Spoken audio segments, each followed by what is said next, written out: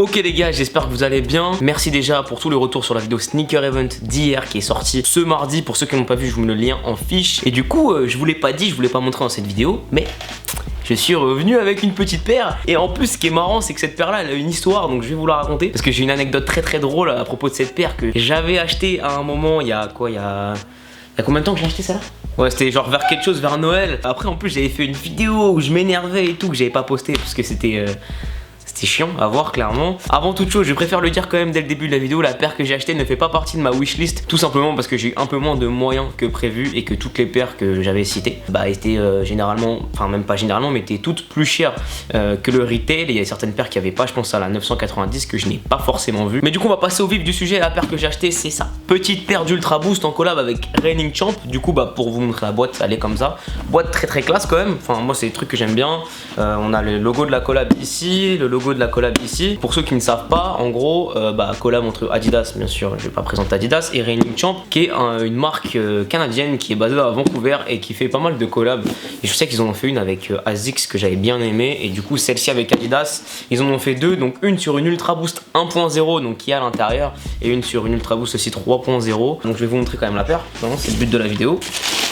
Voilà à quoi elle ressemble. Donc en gros, on a la semelle d'Ultra Boost normale, la base vers le talon qui est plutôt noire, et du coup toute la maille en prime knit qui est un peu couleur Oreo, black and white, celui. Et du coup moi je trouve que c'est une putain de paire. On s'en rend pas forcément compte quand on a le nez dessus, genre on est juste devant la paire, mais en fait de loin, je pense qu'on voit au retour, ouais voilà, on voit le traçage en fait du prime knit de la Ultra Boost 1.0. Et comme je l'avais dit, je crois que c'est dans la vidéo Wishlist Sneaker Event, en fait ce que j'aime vraiment sur la Ultra Boost 1.0, c'est l'espèce de traçage qu'on a sur le upper de la paire, et du coup là-dessus elle y est. Le black and white Oreo, je trouve que c'est un mélange qui fait bien la div et vraiment une bête de paire. Je vous mets des passages à l'écran de la paire portée. Bon là aujourd'hui je la porte avec un pantalon camo, ça fait pas super parce que j'ai que ça à mettre, mais en tout cas ça vous donne une idée de ce que ça rend au pied. Il y a eu une petite histoire à propos de cette paire, je pense que certains sont au courant, ceux qui me suivent sur Twitter notamment. D'ailleurs si vous ne le faites pas encore, suivez-moi sur Twitter, suivez-moi sur Instagram, au moins vous êtes au courant quand je raconte des conneries, des histoires, quand je poste des photos, etc., des stories. Et du coup cette paire je l'avais achetée, comme je l'ai dit avant, juste un peu après Noël, vers le mois de décembre, et je l'ai trouvée sur Vente Privée, le site Vente Privée qui propose des prix vraiment pas chers, parce que c'est ça le but de Vente Privée. En gros c'est des collections qui ne sont pas vendues ou quoi, et du coup qui sont remis en stock via une vente privée organisée par cette plateforme. Il y a aussi showroom privé qu'on fait, etc. Et elle était tombée du coup sur Vente Privée en petite taille, je crois que ça allait du 37 au 41 si je me trompe pas, c'était des tailles comme ça. J'avais acheté mon 39, ça c'est du 39 un tiers. Généralement je fais un peu plus grand dans l'Ultra Boost, mais en fait genre la première que j'ai, la Ultra Boost 1.0, la OG, la Core Black, en fait je l'ai tellement porté qu'à force elle s'est hyper élargie et tout. Du coup maintenant ce que je préfère c'est acheter un petit peu serré et l'élargir après, la faire en fait, tu vois. Du coup je la commande sur Vente Privée, j'étais en cours en plus sur ma carte et tout, en discret je fais la transaction. Mais j'ai fait une erreur fatale qui a fait que je n'ai pas pu avoir la paire, c'est que quand je suis sorti de cette salle de cours où j'étais à mon école, j'ai laissé ma carte bancaire dans cette salle ou dans les alentours, je pense qu'elle est peut-être tombée par terre ou j'en sais rien. Et du coup le jour même j'ai perdu ma carte bancaire, et quand c'est comme ça, le seul truc à faire c'est aller faire opposition à la banque et aller couper court à tous les achats qui sont en train de se faire. Mais du coup quand je suis allé à la banque pour faire opposition de ma carte bancaire, j'ai bien dit à la banquière, je ne ferai pas opposition si les achats de la journée ne passent pas, je préfère revenir demain et après on bloquera les achats qui sont pas volontaires. Et la meuf à l'accueil de la banque elle me dit oui vous inquiétez pas, tous les achats faits dans la journée vont passer, mais on vous bloque votre carte à partir de cette heure là, nanana, bref. Sauf que le problème c'est que Vente Privée, eux ils débitent leurs achats le lendemain, ce qui fait que le lendemain ma carte était bloquée, paiement refusé, et ils m'ont jamais envoyé la paire a été remis en vente, et un chanceux l'a eu à ma place, ce qui fait que du coup j'étais super frustré parce que sur Vente Privée je l'avais au prix de 90 €, frais de port compris, donc 90 € c'était rien du tout. Au Sneaker Event du coup je l'ai vu, je suis repassé devant, le vendeur en plus que je connaissais, avec qui j'étais un focus group chez Nike, il me l'a proposé à 210 et il a vu à ma tête que de toute façon j'allais pas la prendre à 210. Clairement le max que je pouvais mettre, le max que j'avais en poche c'était le retail, c'est-à-dire 180 €. Du coup quand il a vu ma tête, il a vu que je la prendrais pas à 210, il m'a dit c'est négociable. Je lui ai dit négociable combien?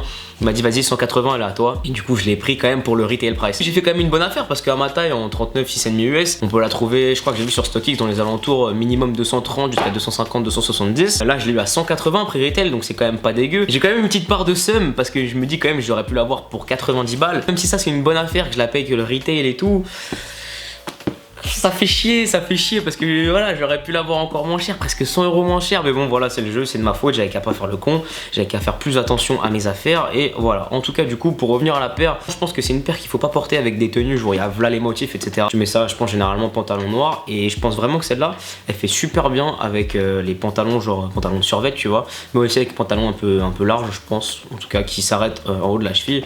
C'est les deux types de pantalons avec lesquels j'aimerais la porter, et aussi les pantalons de jogger que j'aime bien porter. Je pense surtout qu'en fait le Upper en Prime Knit Oreo comme ça noir et blanc, ça va pas trop avec toutes les couleurs et je la porterai pas avec un jean bleu, je trouve que ça le fait pas. Une chose est sûre, c'est que vu que ma OG 1.0 Core Black que j'adorais porter mais qui était niquée, du coup je peux plus la porter, bah celle-là ça va être celle de remplacement et je peux vous assurer que vous allez me voir souvent avec parce que bah voilà, la paire est stylée, la paire est confortable et en plus aucun regret de la porter tout le temps parce que voilà, je l'ai payé 180 € retail price, au moins même si je l'abîme un peu ou quoi. C'est fait pour ça, c'est fait pour porter et voilà. Voilà, c'était ma deuxième et dernière vidéo sur le Sneaker Event 2018, je le redis encore une fois, mais bête d'édition, bête de Sneaker Event, vous avez envoyé un max de love, c'était super stylé et du coup bah j'ai fait un bon achat, tu vois, un achat utile. Et du coup je vous dis rendez-vous dans la semaine parce qu'il va y avoir plusieurs vidéos de différents thèmes dans la semaine et du coup vous verrez cette vidéo le soir même où je l'ai tournée et je peux vous dire que hier, du coup la veille du tournage de cette vidéo, j'ai fait un achat les gars, un achat sneakers. Je crois que c'est la plus belle paire de ma soixantaine de paires que j'ai à côté de moi là. J'ai qu'une hâte, c'est qu'elle arrive et que je vous la présente parce que ça va être une dinguerie. Et je peux vous dire aussi que le week-end qui arrive, je vais filmer la prochaine vidéo de skate et que ça va revenir très très vite et que ça va être super. Donc voilà, comme d'habitude, si vous avez kiffé la vidéo, mettez ce like, ça fait toujours plaisir. Partagez-moi votre achat du Sneaker Event dans les commentaires et votre avis sur cette petite paire d'Ultra Boost en collab avec Reigning Champ. Et du coup, bah voilà, c'est tout pour moi. Prenez soin de vous les gars. Peace.